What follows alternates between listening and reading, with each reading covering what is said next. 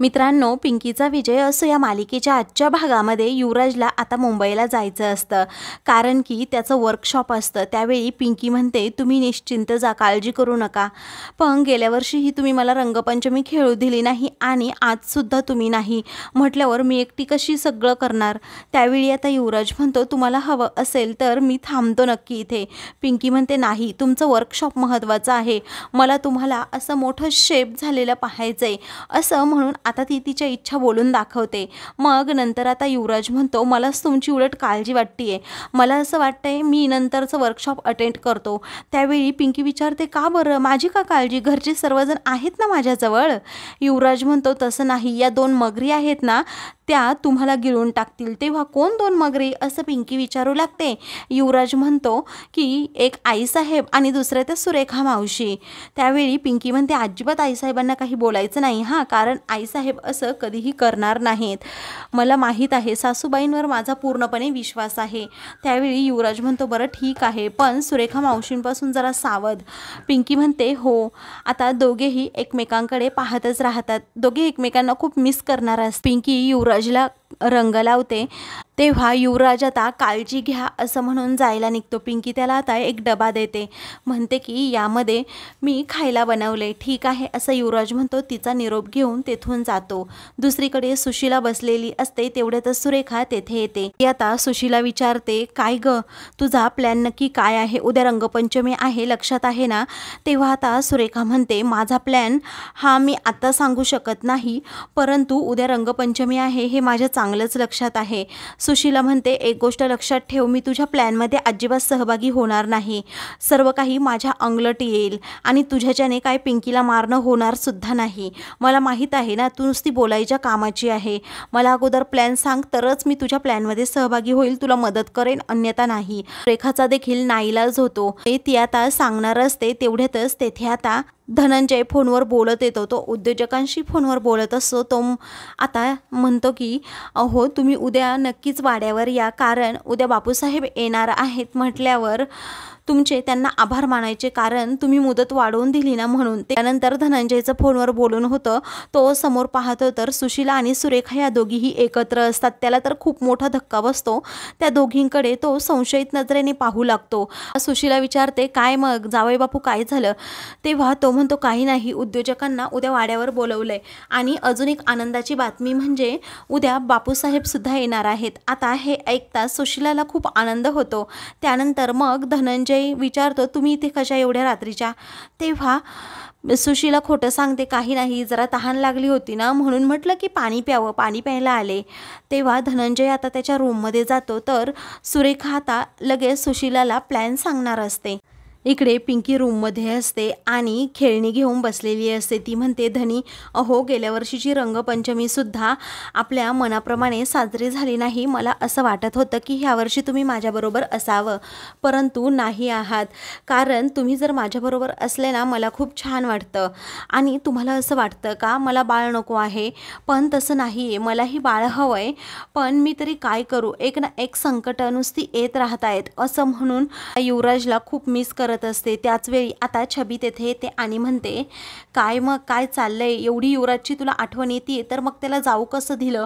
पिंकी म्हणते, ते जाणारच नव्हते, परंतु मीच म्हटलं की जा म्हणून, ढाबा उघडण्याचं त्यांचं स्वप्न आहे ना, मग त्यांचं ते स्वप्न पूर्ण करण्यासाठी आपणच त्यांना मदत केली पाहिजे, हो की नाही, बरोबर आहे ना। त्यावेळी आता छबी म्हणते, हो अगं, पण अशी खेळणी हातात घेऊन कुठे मुले होतात का, त्यासाठी युवराजने तुला वेळ द्यायला हवा, बरोबर ना। पिंकी आता लाजत असते। त्यावेळी आता छबी म्हणते, बरं ते जाऊ देत, उद्या रंगपंचमी आहे, आता तू झोपून घे। तेव्हा ठीक आहे असं आता पिंकी म्हणते। तर दुसरीकडे सुशीला म्हणते, तुझा प्लॅन काय आहे, अजूनही तुम्हाला सांगितलेलं नाही आहे। त्यावेळी आता सुरेखा म्हणते, आता उद्या बापूसाहेब येणार आहेत, साहेब आल्यानंतर आपण दोघींनी काय करायचं, बापूसाहेबांना कोण अगोदर रंग लावणार या गोष्टीवरून सतत भांडत राहायचं, कुणाला संशय यायला नको यासाठी फक्त। त्या पिंकीला तर नाहीच नाही। मग नंतर आता सर्वजण जेव्हा बाहेर जातील आणि रंगपंचमी खेळत असतील तेव्हा तू काय करायचं, अख्ख्या तोंडाला रंग लावून घ्यायचा जेणेकरून तू ओळखू नये यासाठी. मग तो रंग लावल्यानंतर पिंकीला तू युवराजच्या रूममध्ये पाठवायचं.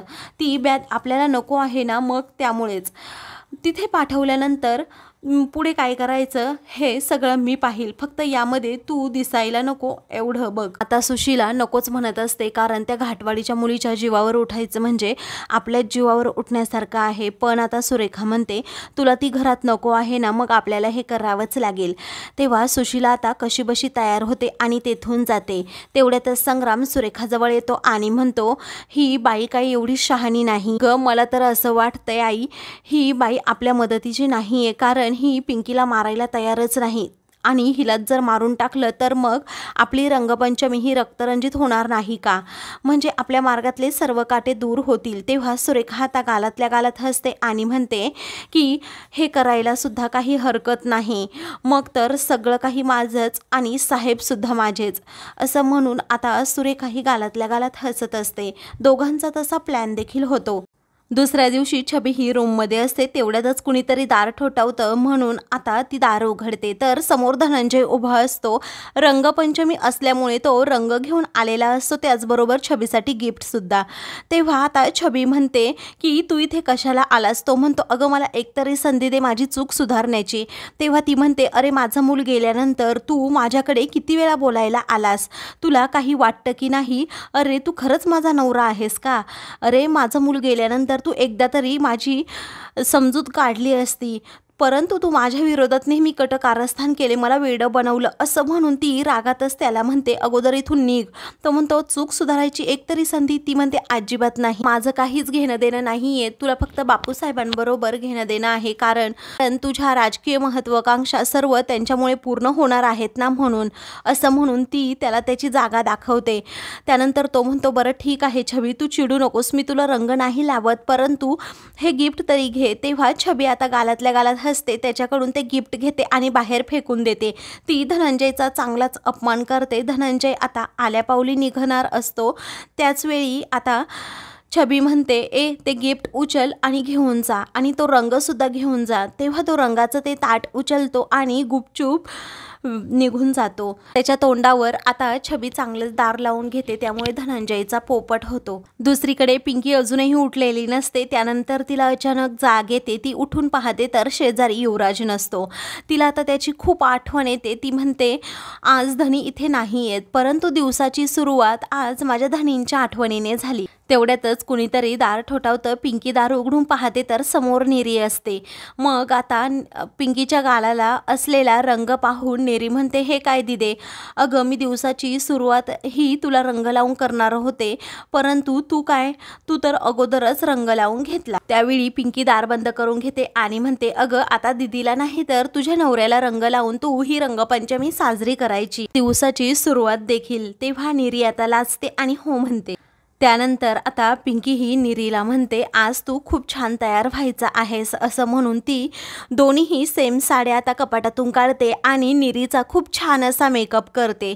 निरीचा मेकअप केल्यानंतर निरीला स्वतःला आरशात पाहायला सांगते. त्यावेळी पिंकी म्हणते वागवा माझी बहीण किती छान दिसते. दोघींनी अगदी सेम टू सेम साड्या नेसलेल्या असतात. पुढे आता पिंकी म्हणते अजिबात डॉल्बी भाऊजींना तू असा सहजासहजी रंग लावू द्यायचा नाही, त्यांना असंच दिवसभर फिरवत राहायचं तुझ्या पाठीमागे. तेव्हा ठीक आहे असं आता निरी म्हणते. तर आता दोघी बहिणींचं ठरलं हे बरोबर आहे ना, असं पिंकी विचारते. तेव्हा निरी म्हणते हो. आता त्या दोघीही खूपच खुश असतात, एकमेकींकडे पाहतात.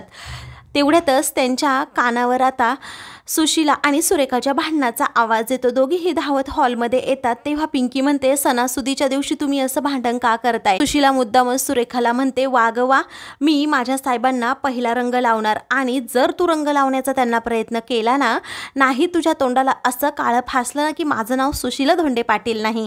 त्या दोघीही आता चांगल्याच एकमेकींबरोबर भांडत असतात. तर पिंकी त्या दोघींकडे पाहतच राहते. आता मित्रांनो पुढील भागामध्ये सरकारवाड्यावर सर्वजण रंगपंचमी खेळत असतात, एकमेकांना रंग लावतात. पिंकी आता निरी आणि डॉल्बीचे फोटोज काढत असते, व्हिडिओ काढत असते.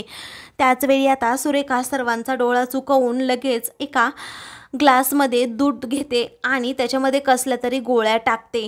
तेव्हा आता ती पिंकीला ते दूध प्यायला सांगते आणि मनातल्या मनात म्हणते की आता हे दूध थेट तुला नरकात पोहोचवणार। तर अशाच मालिकेंचे पुढील भाग पाहण्यासाठी चॅनलला सबस्क्राईब करा।